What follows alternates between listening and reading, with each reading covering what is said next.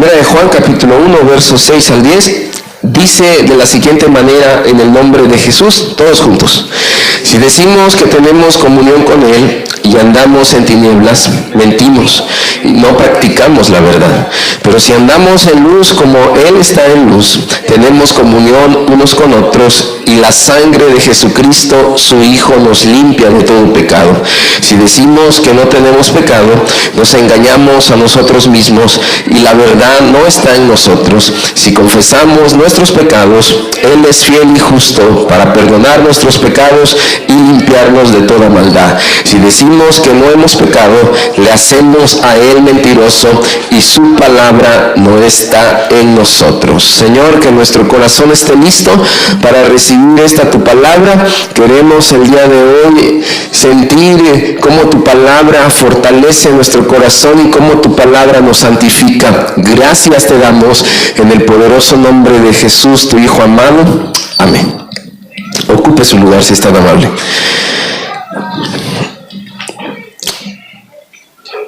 Hermanos, en la vida todos somos diferentes.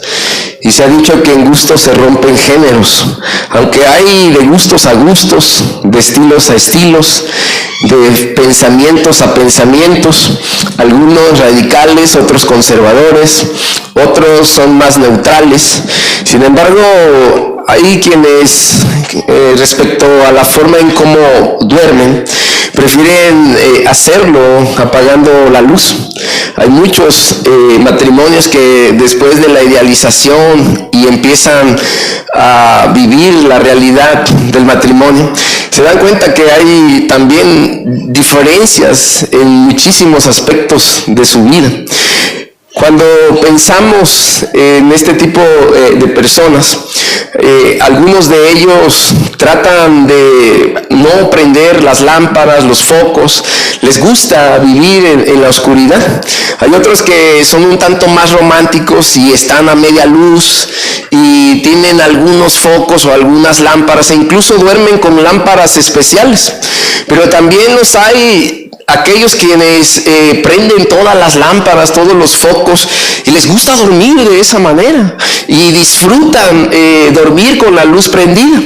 Pueden descansar, se sienten bien, al otro día amanecen con buen humor, con energía, pero hay quienes dicen, no, es que si la luz está prendida simplemente no puedo dormir, y aunque lo intentan, andan rodando, se despiertan y no pueden estar en paz hasta que prenden la luz o apagan la luz según el estilo que cada uno tenga o la preferencia o el gusto. No le voy yo a decir la forma en cómo duermo, porque no es la ocasión ni mucho menos, pero sí quiero decirle que cuando imaginamos un día sin luz eléctrica, la verdad es algo que nos puede volver locos. La otra ocasión, por error, fueron y cortaron la luz de la casa, y el asunto es que un vecino era el que tenía por ahí un conflicto y me cortaron la luz eléctrica. Estuve casi por 20 horas sin luz y eso significó que el refri, la televisión, incluso el internet, y aunque sé que eso le dolió a muchos jóvenes, pues no estuvo funcionando. Fue algo que realmente nos desesperó en un punto, porque decíamos, bueno, se equivocaron, pero ahora las cosas del refri se nos van a echar a perder. Y sin embargo nos pusimos a pensar con mi esposa cómo sería la vida sin luz eléctrica. Y peor aún, ¿se imagina usted que en la vida la luz del sol dejara de brillar por un tiempo prolongado? Si las plantas subsisten por la luz, si la luz del sol nos ayuda muchísimo para que nosotros podamos hacer muchas labores. De hecho, la luz solar es también benéfica hasta cierto sentido para nuestro organismo, para nuestra piel. Todo exceso siempre va a hacer daño. Sin embargo, hay países que se tienen que adecuar a vivir sin luz por tiempos prolongados. Por ejemplo, en el invierno, en ciertos países como Finlandia, Alaska, Noruega y Rusia, hay una temporada en donde 30 o hasta 120 días el sol no sale. Y cuando el sol sale después de los 30 o 120 días, ellos hacen una fiesta, porque esos son días de noche. Porque aunque el reloj está diciendo que son las 9 de la mañana, las 8 de la mañana, están sumergidos esos países en una terrible obscuridad. En la vida espiritual hay dos tipos de personas también. Aquellos que viven en oscuridad y como Juan lo llama en tinieblas, y los que viven en luz, según Dios nos enseña y según es como Dios está también. Y yo quiero en este momento poder considerar y examinar cada uno de estos dos grupos. El vivir en luz no es otra cosa que andar en las obras buenas. La luz es sinónimo de justicia, la luz es sinónimo de un temor reverente, pero la palabra luz también es sinónimo de amar a Dios y de amar al prójimo. Luz entonces tiene que ver con un temor.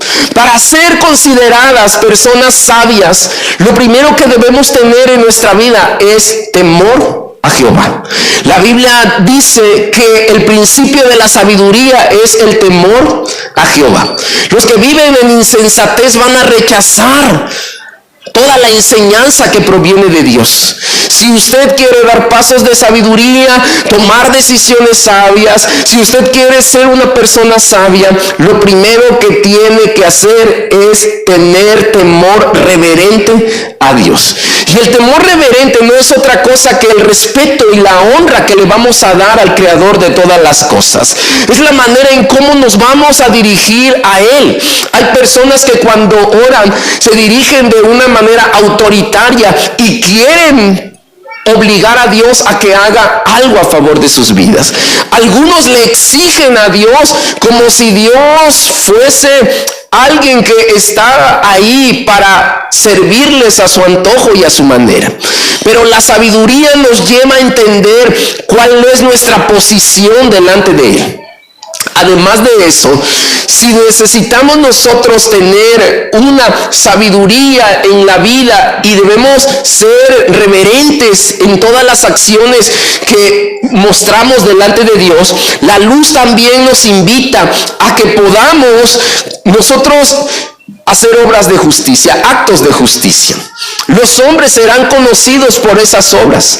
De hecho, en Apocalipsis, ahí en el final de todos los tiempos, se dice que las obras de los hombres serán consideradas delante de Dios. No para salvación, pero sí para recibir los premios que Él nos va a entregar en aquel glorioso día.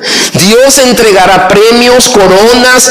Dios va a recompensar el trabajo arduo que hemos hecho a lo largo de nuestra vida espiritual. Y ahí entonces vamos a estar listos para recibir todos los premios por las obras de justicia que hemos hecho a favor de otras personas. Además, debemos considerar que la verdadera religión no es otra cosa que ocuparse de las viudas, de los huérfanos en medio de sus aflicciones y no permitir que el mundo nos corrompa. Santiago 1:27 dice que la vida cristiana se resume en hacer el bien a otras personas, en participar cuando alguien está en alguna aflicción. Tu oración, tu llamada telefónica, lo que tú haces a favor de ella es una obra. Lo que tú puedas entregarle en especie, eso seguramente va a bendecir su vida. Todos hemos pasado momentos, experiencias, situaciones en las que hemos tenido diferentes necesidades y seguramente la obra de justicia de algún hermano en la fe nos ha ayudado muchísimo. No estoy yo para contarlo, ni usted está para saberlo. Pero una de las experiencias que más ha impactado el corazón de mi esposa fue un día que por cuestión de salud tuve que viajar a la ciudad de Acapulco. Y no teníamos dinero en esa semana para ir. Y entonces decidimos ir a Aurrera, al supermercado, para comprar algunas cosas y llevar algunos sándwiches, algunas tortas, porque el camino iba a ser largo, porque no teníamos el suficiente sustento económico en ese momento para poder comprar algunas otras cosas, y teníamos que optimizar los recursos. Y entonces cuando llegamos ahí, encontramos a un hermano de otra congregación, y estando ahí comenzamos a platicar con él, comenzamos a dialogar, y en uno de los puntos del diálogo él me dijo: ¿y qué viniste a comprar? Y yo dije: bueno, solamente esto que ves aquí en el carrito es lo que venimos a comprar. Y él me dice: ¿nada más eso van a comprar? Y le dije: sí, solamente esto, específicamente hemos venido por esto. Y ahí, en ese momento, él puso en nuestras manos una bendición económica y me dijo: yo quiero que ese carrito, si bien no se va a llenar, que sí puedas comprar más cosas.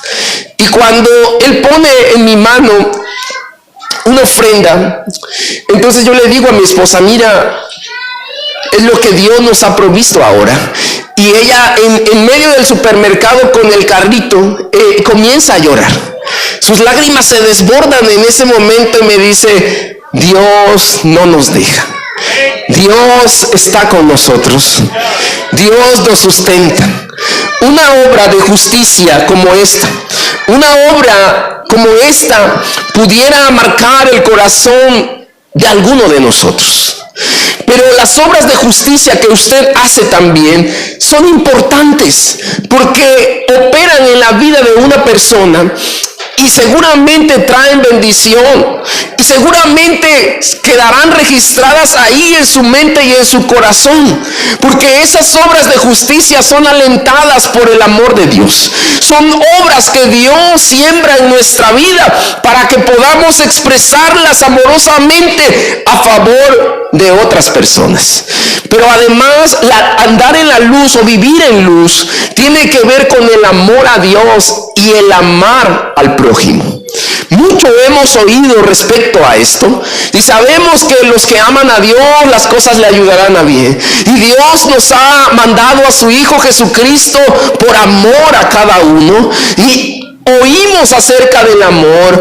Hemos tal vez escuchado más mensajes relacionados al amor que quizá de cualquier otro tema. Y decimos: yo sé que Dios me ama, yo amo a Dios. De hecho, si yo le preguntara a usted: ¿ama a Dios?, la gran mayoría, por no decir que todos, me dirían: yo amo a Dios. Y le pregunto: ¿está seguro que ama a Dios? Y seguramente me respondería: tengo la convicción en mi corazón de que yo amo verdaderamente a Dios. Si esto es una realidad, entonces Juan da una descripción de aquellas personas que realmente aman a Dios.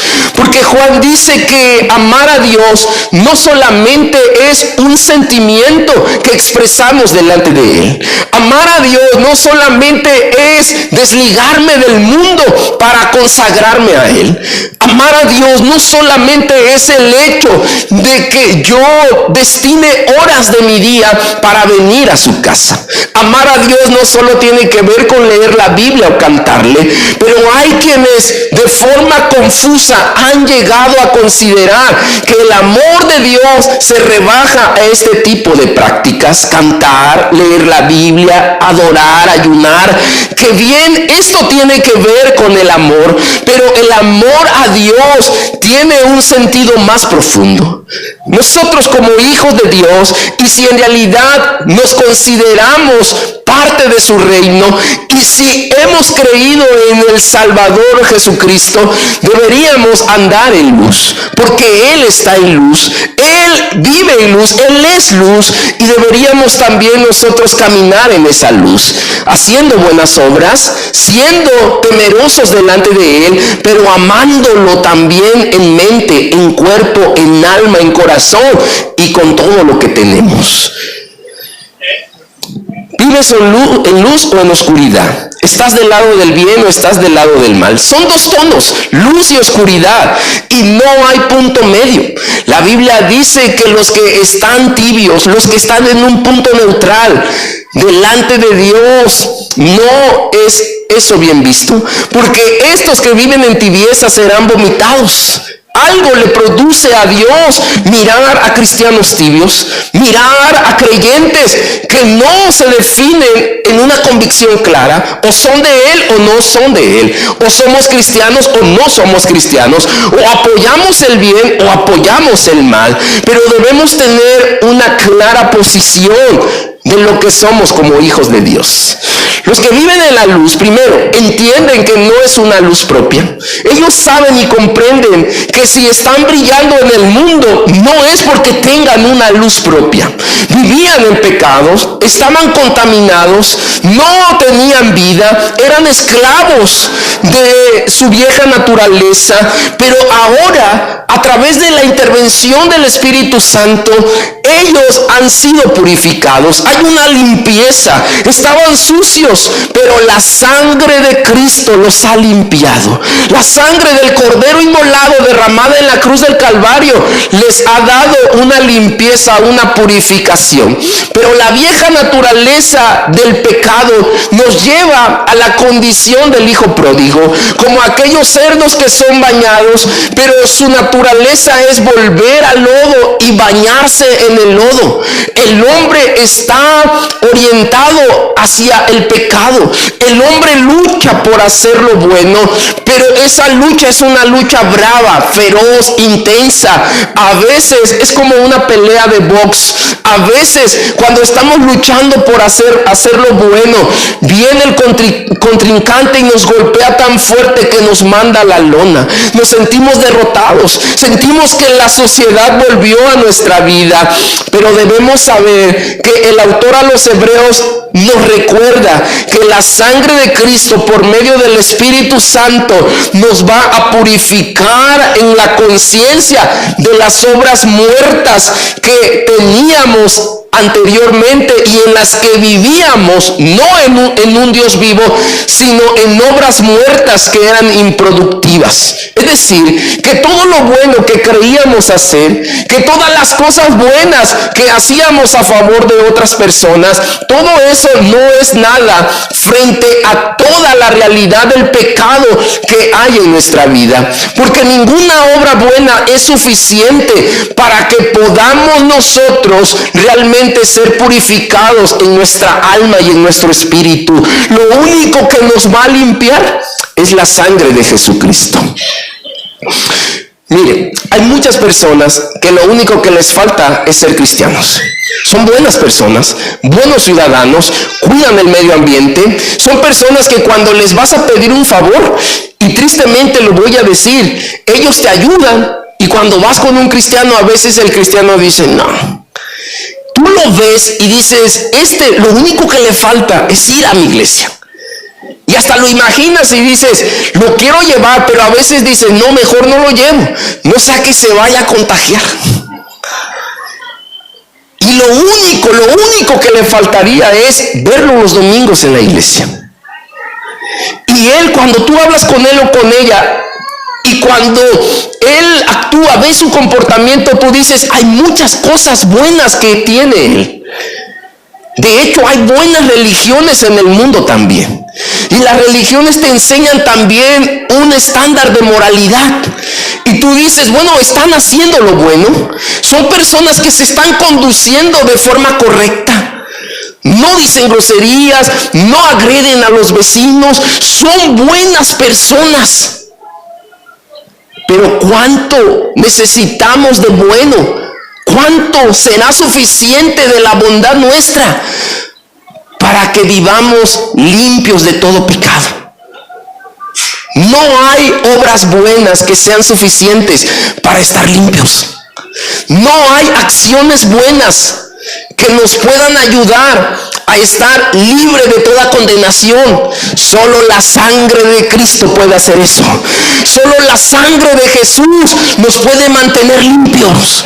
Solo su sangre nos puede ayudar a vivir en esa seguridad de una vida eterna. No es qué tan bueno eres o qué tan malo eres. Dios conoce tus obras y las mías.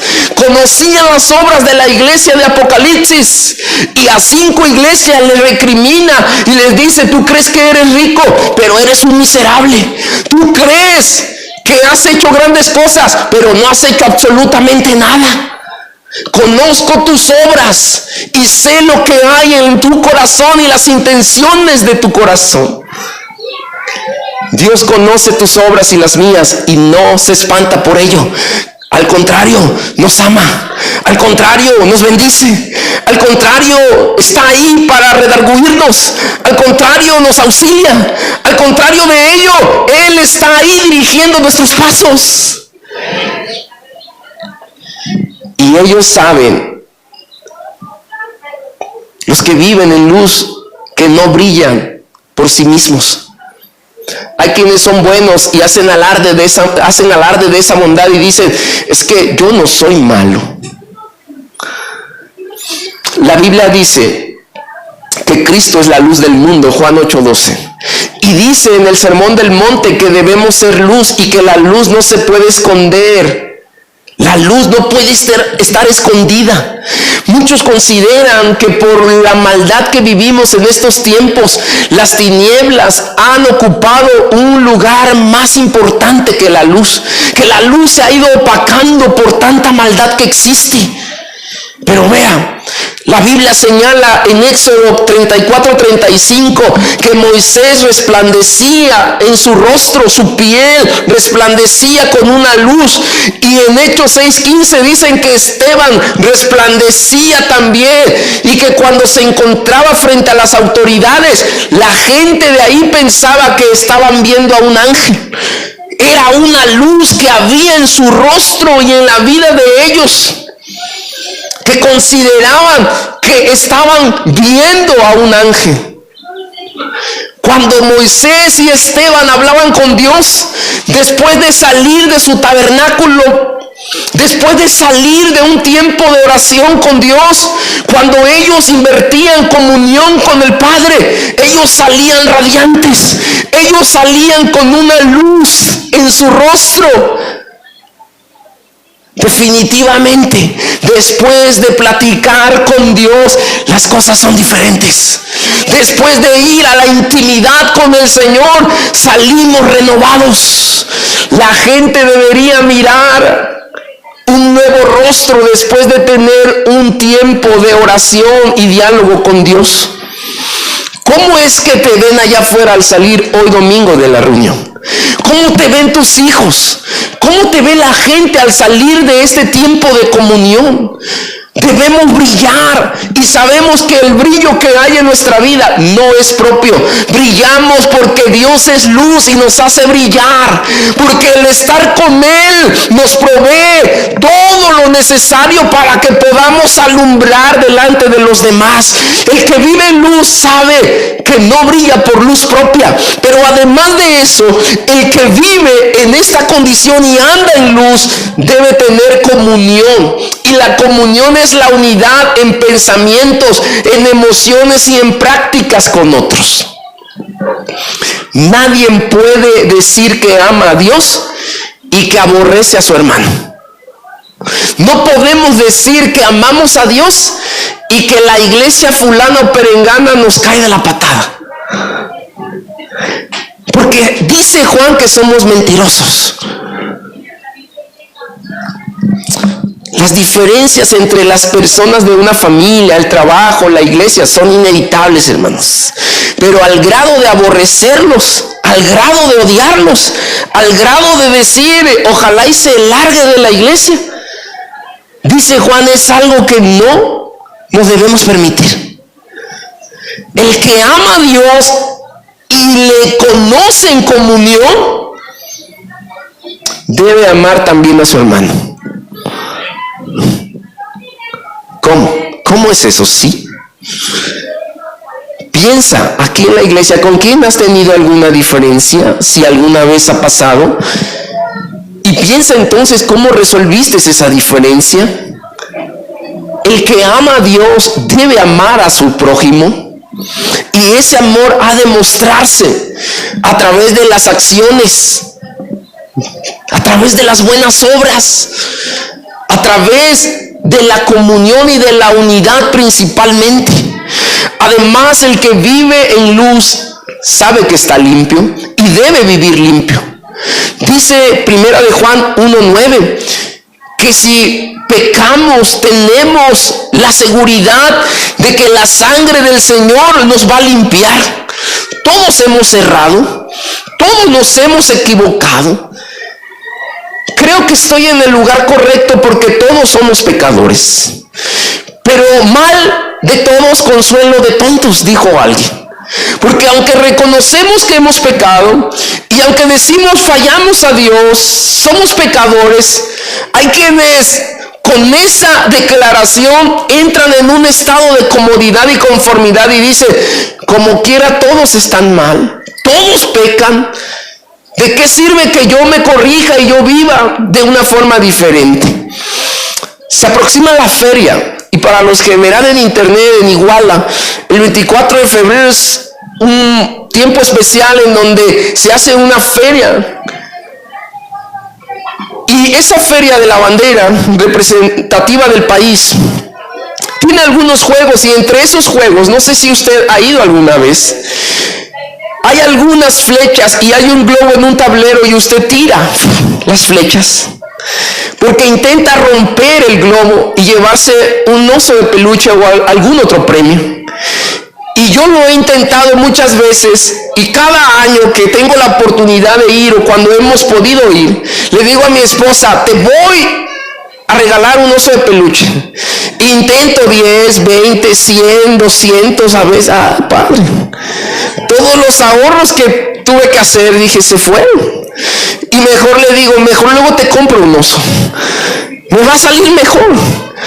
Y entonces tomo la flecha, lo intento otra vez y me quedo con esa terrible sensación de que pude hacerlo, pero no lo logré. No le di al blanco. Lo intenté, pero por más que lo intenté, no pude golpear. Errar al blanco es el pecado que hemos cometido. Pecar es errar al blanco. Cuando pecamos estamos fallando en el blanco. ¿Y cuál es el blanco en el que ha fallado Adán y todos los que han sido parte de la humanidad a través de la historia de los siglos? ¿Saben? El punto es que erramos o fallamos en tener comunión con Dios.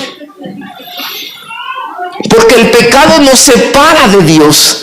Y cuando erramos al blanco es que, o pecamos, es que la comunión con Dios se rompe. Lo más terrible que podemos perder en la vida es su presencia.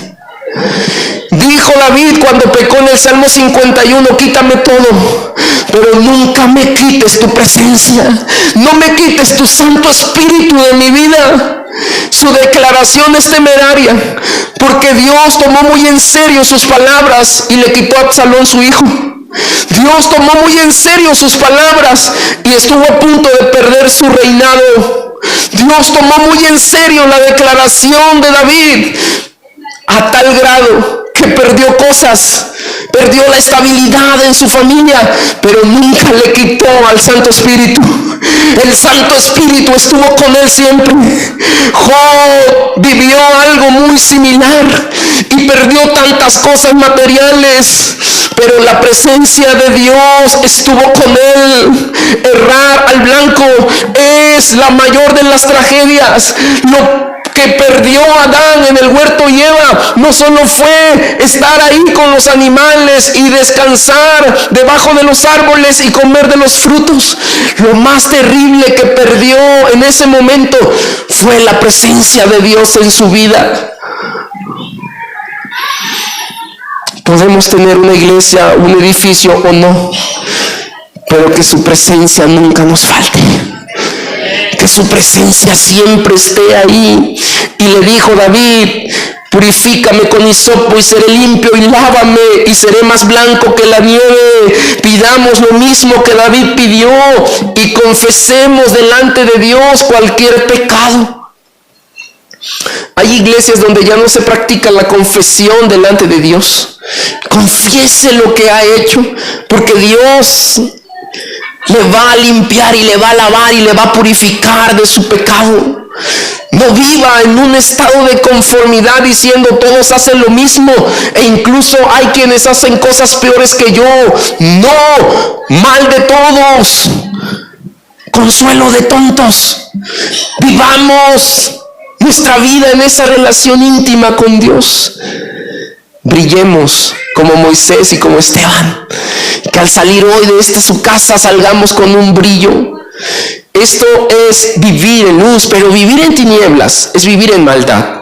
Son malos hábitos, son los actos pecaminosos de un corazón no redimido, de un corazón que se va y se volca hacia el pecado. Y esta extraña herejía que se metió en la iglesia comenzó a traer muchísimos problemas. Y Juan entonces da una argumentación sólida y les dice: a ver ustedes que traen esta herejía. La iglesia se dividió y comenzaron a enseñar un grupo de maestros falsos que Dios solo vino a través de Cristo en espíritu y no vino en cuerpo. Decían que es malo, el cuerpo es materia y no podría Jesús venir en ese cuerpo. Y entonces Juan les argumenta y les dice: el que anda en tinieblas no tiene comunión con otros. Lo que estos herejes estaban haciendo era causar división en la iglesia, problemas. Estaban comenzando a sembrar una semilla de cizaña. Estaban comenzando a sembrar una serie de ideas confusas entre el pueblo. Y entonces Juan dice: el que vive en luz, el que anda en luz, tiene comunión con los hermanos, se lleva bien con otros, busca la reconciliación y la paz. El que vive en tinieblas entonces estará separado de esa comunión. El que vive en tinieblas buscará siempre hacer lo malo, estará siempre intentando meterle el pie al otro. Gloria a Dios que en esta iglesia no se da. Pero uno de los problemas que enfrenta la iglesia a menudo es la murmuración, el chisme y la envidia. Y en estos aspectos a veces nos sentimos contrariados y decimos: ¿por qué alguien que es nuevo viene y comienza a predicar o a hacer cosas? Tal vez porque tú no estás haciendo nada. Además, porque Dios es soberano y Él elige y Él llama y Él hace con quien quiera hacer las cosas. A veces envidiamos el crecimiento de otro. A veces envidiamos la prosperidad dentro de la misma iglesia de otros. A veces decimos: mira, fulano, perengano, trae una camioneta 4x4. Dios lo ha bendecido. Mira, él tiene un trabajo y su posición de verdad es de prestigio. Y comenzamos a envidiar lo material. Oye, tiene familia, tiene hijos. Y comenzamos a ver lo que Dios está haciendo a través de sus vidas. Algo que siempre admiré de mi pastor fue que él pudo unificar ministerios. Ha sido una iglesia, el Buen Pastor, misionera, una iglesia que ha dado muchos pastores. Hay muchos pastores en muchos puntos del país. Y Dios utilizó la vida de este pastor, el hermano Eliud, mi pastor, para unificarnos. Y dentro de la gente de la iglesia se oía decir: oye, fulano, el hijo del pastor, predica mejor que perengano. Todos estudiantes. Oye, ¿ya viste que aquel le gana a los dos, al hijo del pastor y a Josué? Y la gente decía: oye, sí es cierto, es que su ministerio no es predicar. Y luego todo eso llegaba a los oídos de los afectados. Y el pastor siempre nos decía: Dios te usará en tu esencia. No intentes ser como nadie más, sé tú mismo. Y entonces aprendimos que no necesitábamos envidiar lo que otros más tenían o hacían, porque todo lo hacía Dios a su manera, porque todas las cosas Dios las opera de acuerdo a como Él quiere hacerlo. Y a lo mejor nunca se lo he contado, pero en la iglesia donde él pastoreó en Markelia, él oraba y él predicaba y los enfermos no sanaban. Y llegó una racha en donde oraba por enfermos y se morían. Y entonces él comenzó a decir, mejor no oro ya.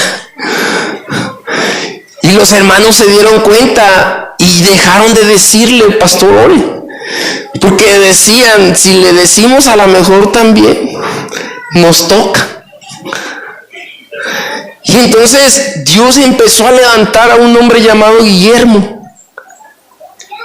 Y empezó él a predicar, y cuando ese hombre oraba, sanaba a los enfermos.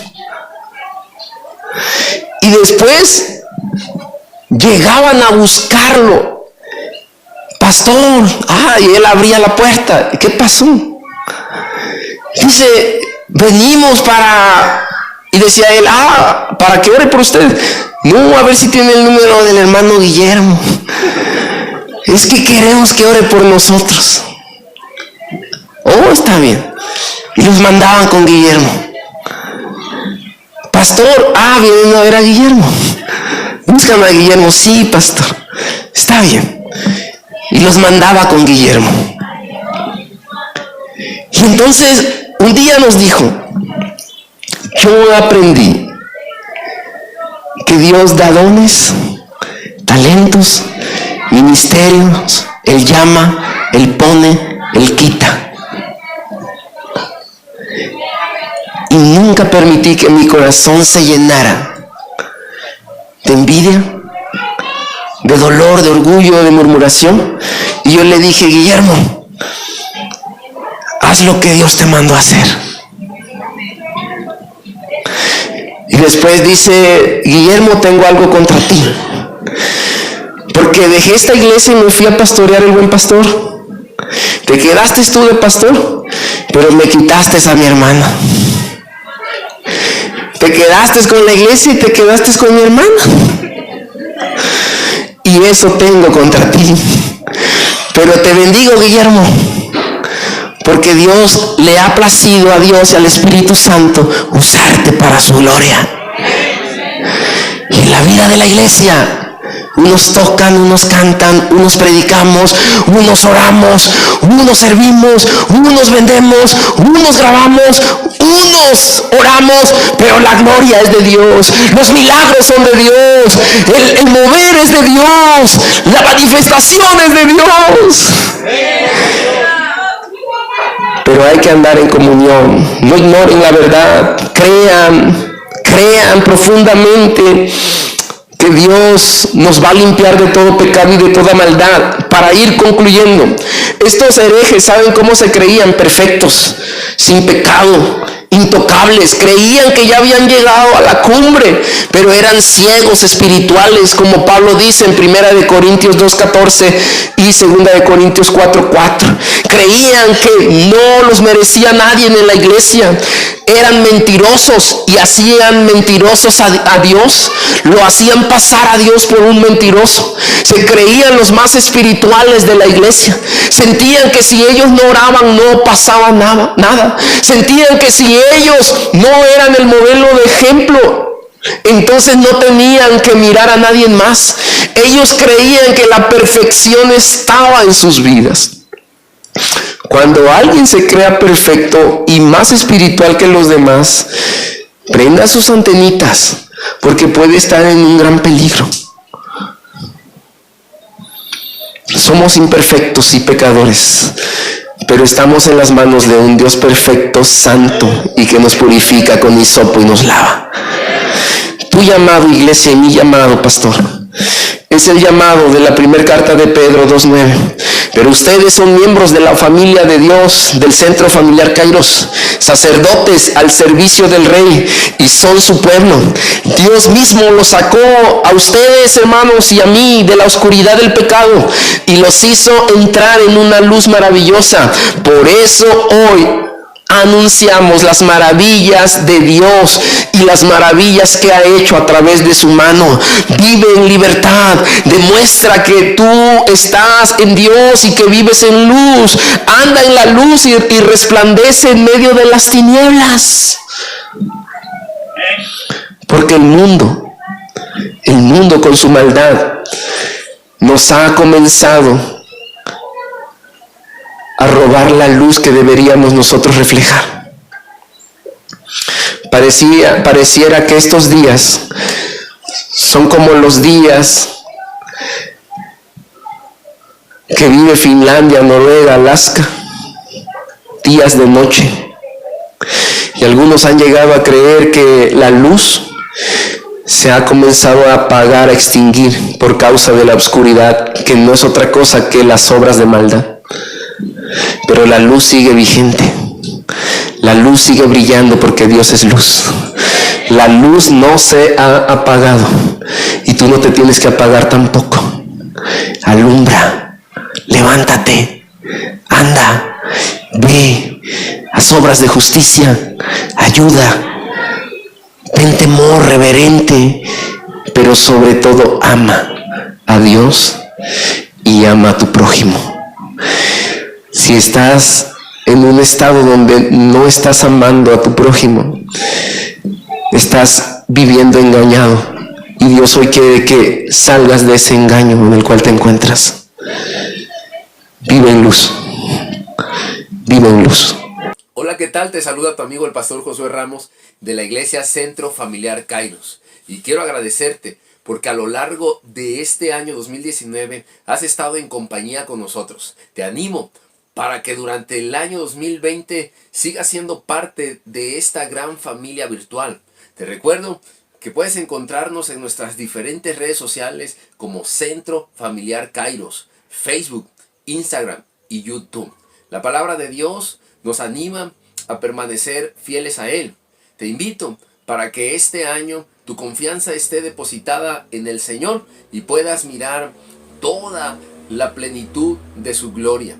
Este es el tiempo de Dios para ti. Dios te bendiga.